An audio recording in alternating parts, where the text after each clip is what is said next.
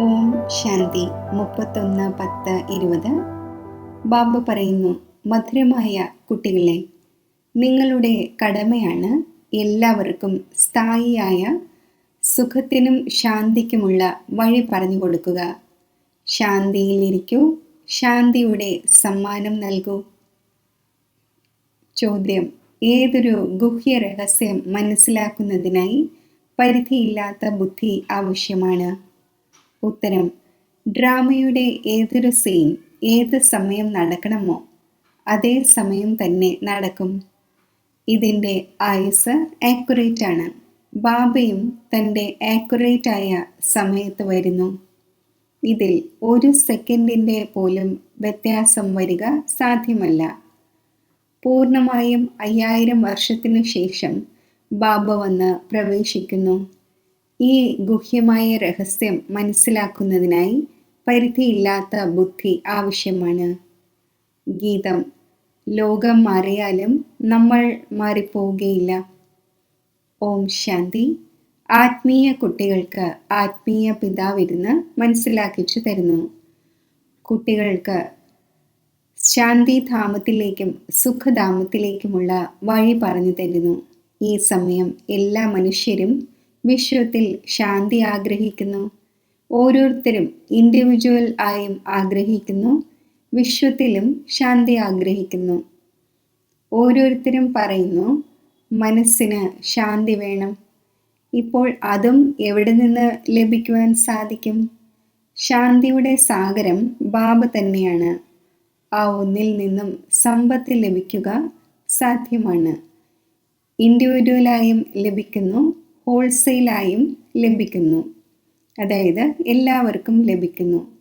ഏത് കുട്ടികളാണോ പഠിക്കുന്നത് അവർക്ക് മനസ്സിലാക്കുവാൻ സാധിക്കും, നമ്മൾ ശാന്തിയുടെ സമ്പത്ത് നേടുവാൻ സ്വന്തം പുരുഷാർത്ഥവും ചെയ്യുന്നു, മറ്റുള്ളവർക്കും വഴി പറഞ്ഞു കൊടുക്കുന്നു. വിശ്വത്തിൽ ശാന്തി ഉണ്ടാവുക തന്നെ വേണം. ആരെങ്കിലും സമ്പത്ത് നേടാൻ വന്നാലും ശരി, ഇല്ലെങ്കിലും ശരി, കുട്ടികളുടെ കടമയാണ് സർവ്വ കുട്ടികൾക്കും ശാന്തി നൽകുക. ഇത് മനസ്സിലാക്കുവാൻ സാധിക്കുന്നില്ല. 2-4 പേർക്ക് സമ്പത്ത് ലഭിക്കുന്നതിലൂടെ എന്തുണ്ടാകും? ചിലർക്ക് വഴി പറഞ്ഞു കൊടുക്കുന്നു, പക്ഷേ നിശ്ചയമില്ലാത്തത് കാരണം മറ്റുള്ളവരെ തനിക്ക് സമാനമാക്കി മാറ്റുവാൻ സാധിക്കുന്നില്ല. ആരാണോ നിശ്ചയബുദ്ധികൾ അവർ മനസ്സിലാക്കുന്നു, ബാബയിൽ നിന്നും നമുക്ക് വരം ലഭിച്ചുകൊണ്ടിരിക്കുന്നു. വരദാനം നൽകുകയാണല്ലോ. ആയുഷ്മാൻ ഭവ, ധനവാൻ ഭവ എന്നും പറയുന്നു. പറയുന്നതിലൂടെ മാത്രം ആശീർവാദം ലഭിക്കുക സാധ്യമല്ല. ആശീർവാദം ചോദിക്കുന്നു. അപ്പോൾ അവർക്ക് മനസ്സിലാക്കിച്ചു കൊടുക്കുന്നു, നിങ്ങൾക്ക് ശാന്തി വേണമെങ്കിൽ ഇങ്ങനെ പുരുഷാർത്ഥം ചെയ്യൂ. പ്രയത്നത്തിലൂടെ എല്ലാം ലഭിക്കും. ഭക്തിമാർഗത്തിൽ എത്ര ആശീർവാദങ്ങൾ എടുക്കുന്നു. മാതാവ്, പിതാവ്, ടീച്ചർ, ഗുരു തുടങ്ങി എല്ലാവരോടും ചോദിക്കുന്നു, നമ്മൾ സുഖമുള്ളവരും ശാന്തവുമായി ഇരിക്കുവാനായി. പക്ഷേ ഇരിക്കുവാൻ സാധിക്കുന്നില്ല. കാരണം ഇത്ര അനേക മനുഷ്യരുണ്ട്. അവർക്ക് സുഖവും ശാന്തിയും എങ്ങനെ ലഭിക്കും? ശാന്തി ദേവ എന്ന് പാടുന്നുമുണ്ട്. ബുദ്ധിയിൽ വരുന്നുണ്ട്, ഹേ പരംപിത പരമാത്മാ, നമുക്ക് ശാന്തിയുടെ സമ്മാനം തരൂ എന്ന്. എടുത്തു കൊടുക്കുന്ന ഒരു വസ്തുവിനെയാണ് വാസ്തവത്തിൽ സമ്മാനം എന്ന് പറയുന്നത്. പറയും, ഇത് നിങ്ങൾക്കുള്ള സമ്മാനമാണ് എന്ന്. ബാബു പറയുന്നു, ആര് എത്ര സമ്മാനം നൽകിയാലും, ധനത്തിൻ്റെയോ കെട്ടിടത്തിൻ്റെയോ വസ്ത്രത്തിൻ്റെയോ മറ്റോ കൊടുത്താലും അത് അല്പകാലത്തേക്കുള്ള ദാനപുണ്യമായി മനുഷ്യന് കൊടുക്കുന്നു. ധനികർ ദരിദ്രർക്കും അഥവാ ധനികർ ധനികർക്കും കൊടുത്തു വന്നു. എന്നാൽ ഇത് സ്ഥായിയായ ശാന്തിയും സുഖവുമാണ്. ഇവിടെയാണെങ്കിൽ ആർക്കെങ്കിലും ഒരു ജന്മത്തേക്ക് പോലും സുഖവും ശാന്തിയും നൽകുവാൻ സാധിക്കില്ല. കാരണം അവരുടെ അടുക്കൽ തന്നെയില്ല. നൽകുന്നവൻ ഒരേ ഒരു ബാബയാണ്. ആ ഒന്നിനെ സുഖ ശാന്തി പവിത്രതയുടെ സാഗരം എന്ന് പറയുന്നു. ഉയർന്നതിലും ഉയർന്ന ഭഗവാന്റെ മഹിമ തന്നെയാണ് പാടപ്പെടുന്നത്. ആ ഒന്നിലൂടെ തന്നെയാണ് ശാന്തി ലഭിക്കുക എന്നും മനസ്സിലാക്കുന്നു. പിന്നെ അവർ സാധു സന്യാസിമാരുടെ അടുക്കൽ പോകുന്നു. കാരണം ഭക്തി മാർഗമാണല്ലോ. അപ്പോൾ ചുറ്റി തിരിഞ്ഞുകൊണ്ടിരിക്കുന്നു. അതെല്ലാം അല്പകാലത്തേക്കുള്ള പുരുഷാർത്ഥമാണ്. കുട്ടികളായ നിങ്ങളെ സംബന്ധിച്ച് ഇപ്പോൾ അതെല്ലാം അവസാനിക്കുന്നു. നിങ്ങൾ എഴുതുന്നുമുണ്ട്, പരിധിയില്ലാത്ത ബാബയിൽ നിന്നും 100% പവിത്രതയുടെയും സുഖത്തിൻ്റെയും ശാന്തിയുടെയും സമ്പത്ത് നേടുവാൻ സാധിക്കും എന്ന്. ഇവിടെ 100% അപവിത്രതയും ദുഃഖവും അശാന്തിയുമാണ്. പക്ഷേ മനുഷ്യർ മനസ്സിലാക്കുന്നില്ല. ഋഷിമുനിമാരും മറ്റും പവിത്രമാണ് എന്ന് പറയുന്നു. എങ്കിലും ജനിക്കുന്നത് വിഷത്തിലൂടെയാണല്ലോ. മുഖ്യമായ കാര്യം തന്നെ ഇതാണ്. രാവണ രാജ്യത്തിൽ പവിത്രത ഉണ്ടാവുക സാധ്യമല്ല. പവിത്രതയുടെയും സുഖത്തിൻ്റെയും എല്ലാം സാഗരം ഒരേ ഒരു ബാബയാണ്.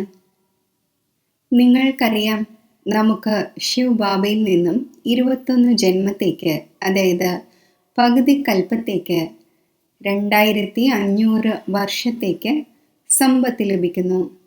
ഇത് ഗ്യാരണ്ടിയാണ്. പകുതി കൽപ്പം സുഖധാമവും പകുതി കൽപ്പം ദുഃഖധാമവുമാണ്. സൃഷ്ടിക്ക് 2 ഭാഗങ്ങളുണ്ട്. ഒന്ന് പുതിയത്, ഒന്ന് പഴയത്. എന്നാൽ പുതിയത് എപ്പോഴാണ്, പഴയതാകുന്നത് എപ്പോഴാണ്, ഇതും അറിയുന്നില്ല. വൃക്ഷത്തിൻ്റെ ആയുസ് ഇത്രയും ആക്യുറേറ്റായി പറഞ്ഞു തരുവാൻ സാധിക്കില്ല. ഇപ്പോൾ ബാബയിലൂടെ നിങ്ങൾ ഈ വൃക്ഷത്തെ അറിയുന്നു. ഇത് 5000 വർഷത്തിൻ്റെ പഴയ വൃക്ഷമാണ്. ഇതിൻ്റെ ആക്യുറേറ്റ് ആയുസ് നിങ്ങൾക്കറിയാം. ഒരു വൃക്ഷത്തിൻ്റെ ആയുസ്സിനെ കുറിച്ച് ആർക്കും അറിയില്ല. ഉദ്ദേശ കണക്ക് പറയുന്നു. കൊടുങ്കാറ്റ് വന്നു, വൃക്ഷം വീണു, ആയുസ് പൂർത്തിയായി. മനുഷ്യർക്കും പെട്ടെന്ന് മരണമുണ്ടാകുന്നു. ഈ പരിധിയില്ലാത്ത വൃക്ഷത്തിൻ്റെ ആയുസ് പൂർണ്ണമായും 5000 വർഷമാണ്. ഇതിൽ ഒരു ദിവസം കുറയുകയോ കൂടുകയോ സാധ്യമല്ല. ഇത് മുൻകൂട്ടി തയ്യാറാക്കപ്പെട്ട വൃക്ഷമാണ്. ഇതിൽ വ്യത്യാസം വരുന്നില്ല. ഡ്രാമയിൽ ഏത് സീൻ ഏത് സമയം നടക്കണമോ അതേ സമയം തന്നെ നടക്കും. കൃത്യമായി റിപ്പീറ്റ് ആകേണ്ടതുണ്ട്. ആയുസ്സും ആക്യുറേറ്റ് ആണ്. ബാബയ്ക്കും പുതിയ ലോകം സ്ഥാപിക്കുവാൻ വരേണ്ടതുണ്ട്. ആക്യുറേറ്റ് ടൈം ആകുമ്പോൾ വരുന്നു. അതിൽ 1 സെക്കൻഡിൻ്റെ വ്യത്യാസം പോലും വരിക സാധ്യമല്ല. ഇപ്പോൾ നിങ്ങളുടേത് പരിധിയില്ലാത്ത ബുദ്ധിയായി. നിങ്ങൾക്ക് മാത്രമേ മനസ്സിലാക്കുവാൻ സാധിക്കൂ. പൂർണ്ണമായും 5000 വർഷത്തിനു ശേഷം ബാബ വന്ന് പ്രവേശിക്കുന്നു. അതിനാൽ ശിവരാത്രി എന്ന് പറയുന്നു. കൃഷ്ണനെ കുറിച്ച് ജന്മാഷ്ടമി എന്ന് പറയുന്നു. ശിവൻ്റേത് ജന്മാഷ്ടമി എന്ന് പറയുന്നില്ല. ശിവന്റെ രാത്രി എന്ന് പറയുന്നു. കാരണം അഥവാ ജന്മമുണ്ടാകുന്നുവെങ്കിൽ പിന്നെ മരണവും ഉണ്ടാകണം. മനുഷ്യരുടെ ജന്മദിനം എന്ന് പറയും. ശിവൻ്റേത് എപ്പോഴും ശിവരാത്രി എന്ന് പറയുന്നു. ലോകത്തിൽ ഈ കാര്യങ്ങളെക്കുറിച്ച് ഒന്നും തന്നെ അറിയുന്നില്ല. ശിവരാത്രി എന്ന് എന്തുകൊണ്ട് പറയുന്നു, ജന്മാഷ്ടമി എന്ന് എന്തുകൊണ്ട് പറയുന്നില്ല എന്ന് നിങ്ങൾ മനസ്സിലാക്കുന്നുണ്ട്. ആ ഒന്നിൻ്റെ ജന്മം ദിവ്യവും അലൗകികവുമാണ്. അത് മറ്റാർക്കും ഉണ്ടാവുക സാധ്യമല്ല. ശിവബാബ എപ്പോൾ എങ്ങനെ വരുന്നു, ഇത് ആരും അറിയുന്നില്ല. ശിവരാത്രിയുടെ അർത്ഥമെന്താണ് എന്നും നിങ്ങൾ തന്നെയാണ് അറിയുന്നത്. ഇത് പരിധിയില്ലാത്ത രാത്രിയാണ്. ഭക്തിയുടെ രാത്രി പൂർത്തിയായി പകൽ ഉണ്ടാകുന്നു. ബ്രഹ്മാവിൻ്റെ രാത്രിയും പകലും പിന്നെ ബ്രാഹ്മണരുടേതുമായി. ഒരു ബ്രഹ്മാവിൻ്റെ കളിയല്ല നടക്കുന്നത്. ഇപ്പോൾ നിങ്ങൾ അറിയുന്നുണ്ട്. ഇപ്പോൾ പകൽ ആരംഭിക്കേണ്ടതുണ്ട്. പഠിച്ച് തൻ്റെ വീട്ടിൽ പോയി എത്തിച്ചേരും. പിന്നെ പകലിലേക്ക് വരും. പകുതി കൽപ്പം പകലും പകുതി കൽപ്പം രാത്രിയുമായി പാടപ്പെടുന്നു. എന്നാൽ ആരുടെയും ബുദ്ധിയിൽ വരുന്നില്ല.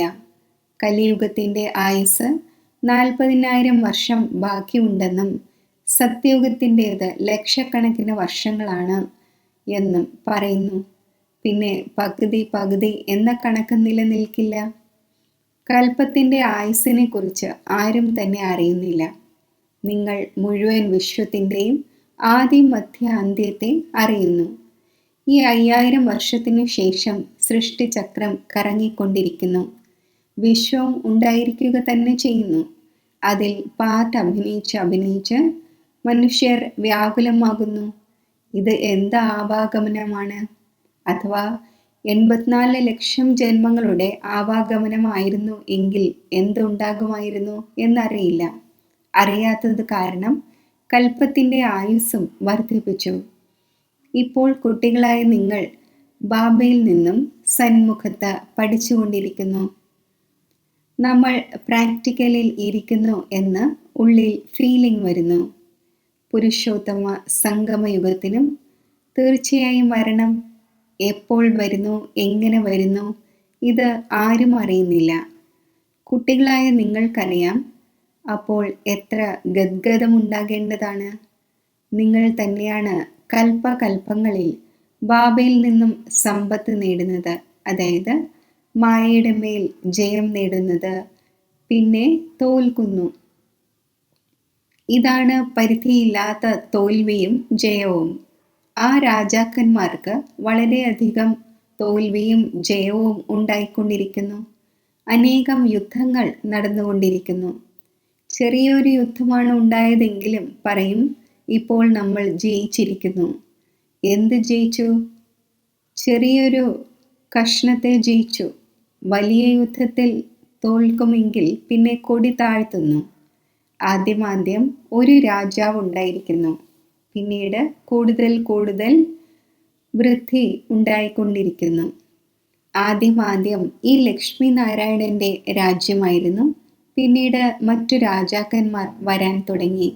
പോപ്പിനെ കുറിച്ച് കാണിക്കുന്നത് പോലെ ആദ്യം ഒരാളായിരുന്നു, പിന്നെ നമ്പർ വാറായി മറ്റ് പോപ്പുമാരും ഇരിക്കുന്നു. ആരുടെയും മൃത്യുവിന് വ്യവസ്ഥയൊന്നും ഇല്ലല്ലോ. കുട്ടികളായ നിങ്ങൾക്കറിയാം, നമ്മളെ ബാബ അമരമാക്കിക്കൊണ്ടിരിക്കുന്നു, അമരപുരിയുടെ അധികാരിയാക്കിക്കൊണ്ടിരിക്കുന്നു. എത്ര സന്തോഷമുണ്ടാകേണ്ടതാണ്. ഇതാണ് മൃത്യുലോകം, അതാണ് അമരലോകം. ഈ കാര്യങ്ങളെ പുതിയവർക്ക് മനസ്സിലാക്കുവാൻ സാധിക്കില്ല. പഴയവർക്ക് എത്ര രസം തോന്നുമോ അത്രയും അവർക്ക് രസം തോന്നുകയില്ല. ദിനം പ്രതിദിനം അഭിവൃദ്ധി നേടിക്കൊണ്ടിരിക്കും. നിശ്ചയം ഉറച്ചതാകുന്നു. ഇതിൽ സഹനശീലതയും വളരെയധികം ഉണ്ടാകണം. ഇതാണെങ്കിൽ ആസുരീയ ലോകമാണ്. ദുഃഖം കൊടുക്കുന്നതിൽ വൈകുന്നില്ല. നിങ്ങളുടെ ആത്മാവ് പറയുന്നു, നമ്മൾ ഇപ്പോൾ ബാബയുടെ ശ്രീമത്തനുസരിച്ച് നടന്നുകൊണ്ടിരിക്കുന്നു. നമ്മൾ സംഗമയുഗത്തിലാണ്. ബാക്കി എല്ലാവരും കലിയുഗത്തിലാണ്. നമ്മളിപ്പോൾ പുരുഷോത്തമൻ ആയിക്കൊണ്ടിരിക്കുന്നു. പുരുഷന്മാരിൽ ഉത്തമ പുരുഷൻ പഠനത്തിലൂടെയാണ് ആകുന്നത്. പഠനത്തിലൂടെ തന്നെയാണല്ലോ ചീഫ് ജസ്റ്റിസും മറ്റും ആകുന്നത്. നിങ്ങളെ ബാബ പഠിപ്പിക്കുന്നു. ഈ പഠനത്തിലൂടെയാണ് തൻ്റെ പുരുഷാർത്ഥമനുസരിച്ച് പദവി നേടുന്നത്. ആര് എത്രയും പഠിക്കുന്നുവോ അത്രയും ഗ്രേഡ് ലഭിക്കും. ഇതിൽ രാജപദത്തിൻ്റെ ഗ്രേഡാണുള്ളത്. അതുപോലെ ആ പഠനത്തിൽ രാജപദത്തിൻ്റെ ഗ്രേഡ് ഉണ്ടായിരിക്കുന്നില്ല. നിങ്ങൾക്കറിയാം, നമ്മൾ രാജാക്കന്മാരുടെയും രാജാവായിക്കൊണ്ടിരിക്കുന്നു. അപ്പോൾ ഉള്ളിൽ എത്ര സന്തോഷമുണ്ടാകേണ്ടതാണ്. നമ്മൾ ഡബിൾ കിരീടധാരികളും വളരെ ഉയർന്നവരുമാകുന്നു. ഭഗവാനാകുന്ന ബാബ നമ്മളെ പഠിപ്പിച്ചുകൊണ്ടിരിക്കുന്നു. നിരാകാരനായ പിതാവ് എങ്ങനെ വന്ന് പഠിപ്പിക്കുന്നു എന്നത് ഒരിക്കലും ആർക്കും മനസ്സിലാക്കുവാൻ സാധിക്കില്ല. മനുഷ്യർ വിളിക്കുന്നുമുണ്ട്, ഹേ പതീത പാവന, വന്ന് നമ്മെ പാവനമാക്കൂ. എന്നിട്ടും പാവനമാകുന്നില്ല. ബാബ പറയുന്നു, കാമം മഹാശത്രുവാണ്. നിങ്ങൾ ഒരു ഭാഗത്ത് വിളിക്കുന്നു, പതീത പാവന വരൂ എന്ന്. ഇപ്പോൾ ഞാൻ വന്നിരിക്കുന്നു. പറയുന്നു, കുട്ടികളെ, പതീത അവസ്ഥ ഉപേക്ഷിക്കൂ. അപ്പോൾ നിങ്ങൾ എന്തുകൊണ്ട് ഉപേക്ഷിക്കുന്നില്ല? ബാബ നിങ്ങളെ പാവനമാക്കുകയും നിങ്ങൾ പതീതമായിക്കൊണ്ടിരിക്കുകയും ചെയ്യുക എന്നത് പാടില്ല. അനേകർ ഇങ്ങനെ പതീതമാകുന്നു. ചിലർ സത്യം പറയുന്നു, ബാബ ഈ തെറ്റുണ്ടായി എന്ന്. ബാബ പറയുന്നു, ഏതെങ്കിലും പാപകർമ്മം ഉണ്ടായെങ്കിൽ ഉടൻ പറയൂ. ചിലർ സത്യവും ചിലർ അസത്യവും പറയുന്നു. ആരാണ് ചോദിക്കുന്നത്? ഞാനിരുന്ന് ഓരോരുത്തരുടെയും ഉള്ളിലുള്ളതിനെ അറിയുകയില്ല. ഇത് ഉണ്ടാവുക സാധ്യമല്ല. ഞാൻ വരുന്നത് തന്നെ കേവലം ഡയറക്ഷൻ നൽകാനാണ്. പാവനമാവുകയില്ലെങ്കിൽ നിങ്ങൾക്ക് തന്നെയാണ് നഷ്ടം. പ്രയത്നിച്ച് പാവനത്തിൽ നിന്നും പിന്നെ പതീതമായി മാറുകയാണെങ്കിൽ ചെയ്ത സമ്പാദ്യം ഇല്ലാതാകും. ലജ്ജ വരും. നമ്മൾ സ്വയം തന്നെ പതീതമായിരിക്കുന്നു. പിന്നെ മറ്റുള്ളവരോട് പാവനമാകൂ എന്ന് എങ്ങനെ പറയും? നമ്മൾ എത്ര ആജ്ഞ ലംഘിച്ചു എന്ന് ഉള്ളിൽ നീറിക്കൊണ്ടിരിക്കും. ഇവിടെ നിങ്ങൾ ബാബയോട് ഡയറക്റ്റ് പ്രതിജ്ഞ എടുക്കുന്നു. ബാബ നമ്മളെ സുഖധാമത്തിൻ്റെയും ശാന്തിധാമത്തിൻ്റെയും അധികാരിയാക്കുന്നു എന്നറിയുന്നു. ഹാജരാണ്. നമ്മൾ ആ ഒന്നിൻ്റെ സന്മുഖത്തിരിക്കുന്നു. ഇദ്ദേഹത്തിൽ മുൻപ് ഈ നോളജ് ഉണ്ടായിരുന്നില്ല. നോളജ് നൽകിയ ഒരു ഗുരുവും ഉണ്ടായിരുന്നില്ല. അഥവാ ഗുരു ഉണ്ടായിരുന്നുവെങ്കിൽ ഒരാൾക്ക് മാത്രമായിരിക്കുമോ ജ്ഞാനം നൽകുന്നത്? ഗുരുക്കന്മാർക്കും ഫോളോവേഴ്സ് ധാരാളമുണ്ടല്ലോ. ഒരാൾ മാത്രമായിരിക്കില്ല. ഇത് മനസ്സിലാക്കേണ്ട കാര്യങ്ങളാണല്ലോ. സദ്ഗുരു ഒന്ന് തന്നെയാണ്. ആ ഒന്ന് നമുക്ക് വഴി പറഞ്ഞു തരുന്നു. നമ്മൾ പിന്നെ മറ്റുള്ളവർക്ക് പറഞ്ഞു കൊടുക്കുന്നു. നിങ്ങൾ സർവരോടും പറയുന്നു, ബാബയെ ഓർമ്മിക്കൂ. ഇത്രമാത്രം. ഉയർന്നതിലും ഉയർന്ന ബാബയെ ഓർമ്മിക്കുന്നതിലൂടെ തന്നെയാണ് ഉയർന്ന പദവി ലഭിക്കുന്നത്. നിങ്ങൾ രാജാക്കന്മാരുടെയും രാജാവാകുന്നു. നിങ്ങളുടെ അടുക്കൽ അളവറ്റ ധനമുണ്ടാകും. നിങ്ങൾ തൻ്റെ സഞ്ചി നിറയ്ക്കുകയാണല്ലോ. നിങ്ങൾക്കറിയാം, ബാബ നമ്മുടെ സഞ്ചി നല്ല രീതിയിൽ നിറച്ചുകൊണ്ടിരിക്കുന്നു. കുബേരൻ്റെ അടുക്കൽ വളരെയധികം ധനമുണ്ടായിരുന്നു എന്ന് പറയുന്നു. വാസ്തവത്തിൽ നിങ്ങൾ ഓരോരുത്തരും കുബേരന്മാരാണ്. നിങ്ങൾക്ക് വൈകുണ്ഠമാകുന്ന ഖജനാവ് ലഭിക്കുന്നു. ഖുദാ ദോസ്തിൻ്റെയും കഥയുണ്ട്. ആ ഒന്നിനെ ആര് ആദ്യം കണ്ടുമുട്ടുമായിരുന്നു അവർക്ക് ഒരു ദിവസത്തേക്ക് ചക്രവർത്തി പദവി നൽകുമായിരുന്നു. ഇതെല്ലാം ഉദാഹരണമാണ്. അള്ളാഹു എന്നാൽ ബാബ. ആ ഒന്ന് അവൽദീനാണ്. അതായത് പാവങ്ങളുടെ നാഥനാണ്, രചയിതാവാണ്. പിന്നെ സാക്ഷാത്കാരവും ഉണ്ടാകുന്നു. നിങ്ങൾക്കറിയാം, നമ്മൾ യോഗബലത്തിലൂടെ വിശ്വത്തിൻ്റെ ചക്രവർത്തി പദവി നേടുന്നു. ശരി, മധുരമായ സിഖിലതെ കുട്ടികൾക്ക് മാതാവും പിതാവുമായ ബാബ് ദാദയുടെ സ്നേഹസ്മരണകൾ. Good morning. ആത്മീയ അച്ഛൻ്റെ ആത്മീയ കുട്ടികൾക്ക് നമസ്തേ. ധാരണയ്ക്കുള്ള മുഖ്യ സാരം: ഈ ആസുരീയ ലോകത്തിൽ വളരെ വളരെ സഹനശീലരായിരിക്കണം. ആരെങ്കിലും അധിക്ഷേപിച്ചാലും ദുഃഖം നൽകിയാലും സഹിക്കണം.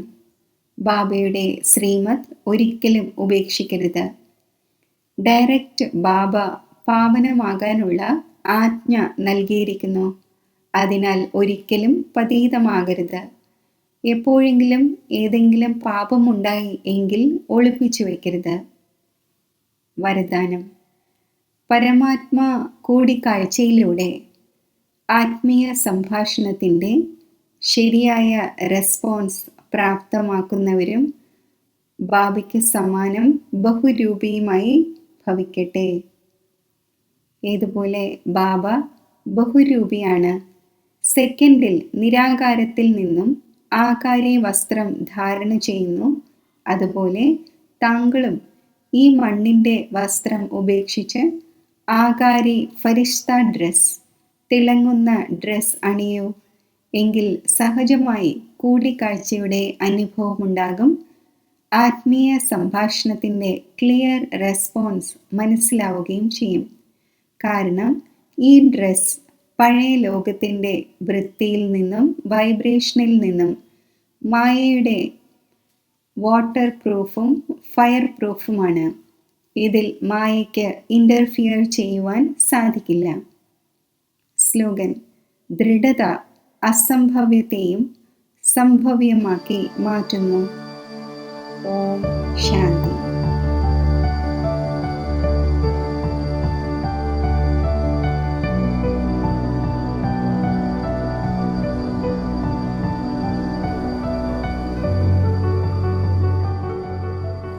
ഞാൻ സ്വരാജ്യ അധികാരിയായ ആത്മാവാണ്.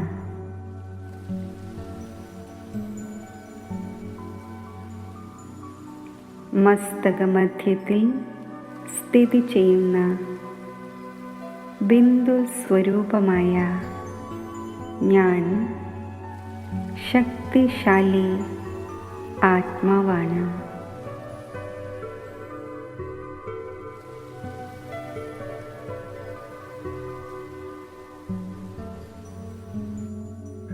എന്നിൽ നിന്നും ശക്തിയുടെ പ്രകാശകിരണങ്ങൾ 4 ഭാഗത്തും വ്യാപിക്കുന്നു.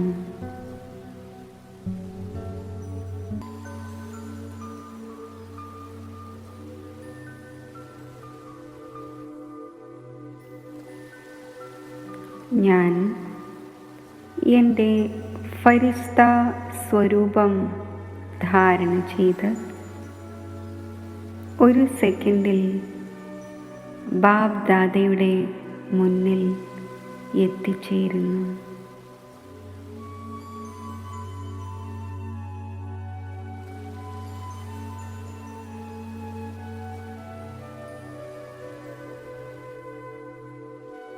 ബാബ് ദാദ എനിക്ക് ശക്തിശാലി ദൃഷ്ടി തന്നുകൊണ്ടിരിക്കുന്നു.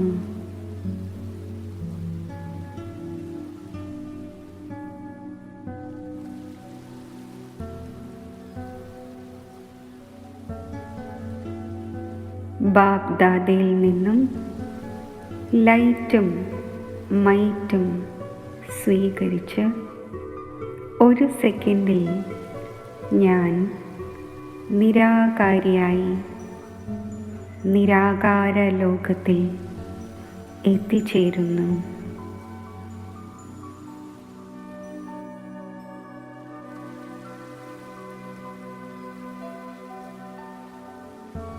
സർവശക്തനായ ശിവ് ബാബയുടെ സമീപത്ത് സ്ഥിതി ചെയ്യുന്നു.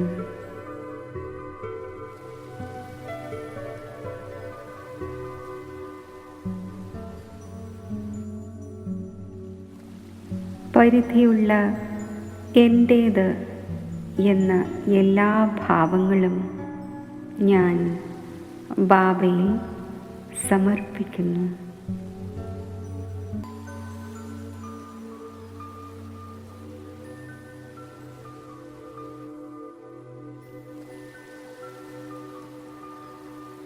ഞാൻ ഭാരരഹിതമായി മാറുന്നു.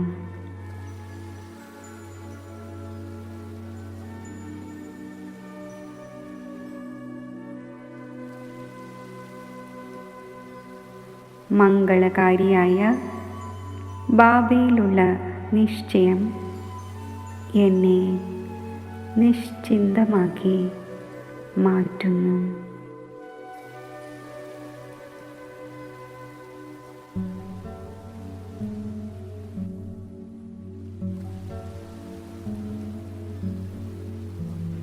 ഞാൻ നിശ്ചിന്ത ചക്രവർത്തിയാണ്.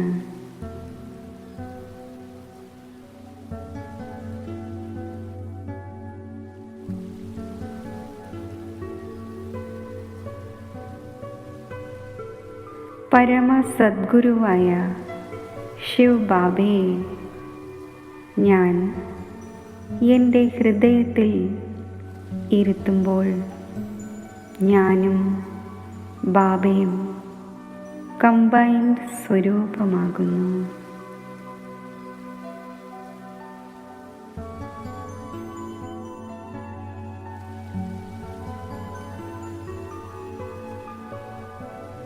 ഈ ശിവശക്തി കമ്പൈൻഡ് സ്വരൂപത്തിൽ ഇരുന്നു കൊണ്ട് സമസ്ത ഈശ്വരീയ ശക്തികളും വിശ്വത്തിലെ ആത്മാക്കൾക്കായി ദാനം ചെയ്യുന്നു.